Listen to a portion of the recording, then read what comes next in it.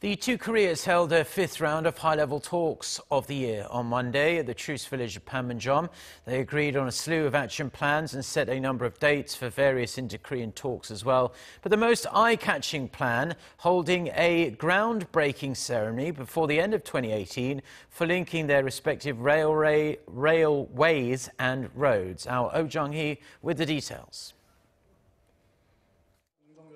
Despite concerns about international sanctions, South and North Korea are going ahead with the groundbreaking ceremony later this year to link up their railways and roads.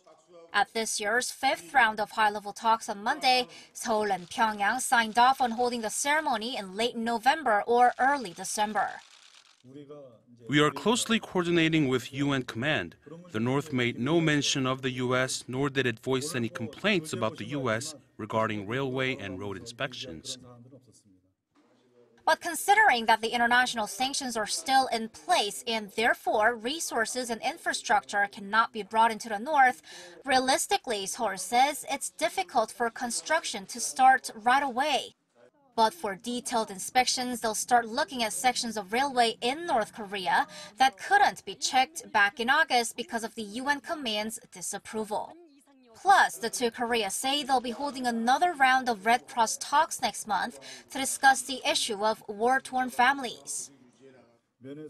We agreed to hold the Red Cross talks in November to strike a final deal on restoring the permanent meeting facility for families separated by war and on enabling video reunions and video messages.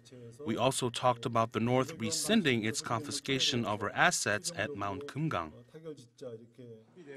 And a series of inter-Korean talks are to take place later this month at the Kaesong Joint Liaison Office on forestry cooperation, medical care, and sports exchanges.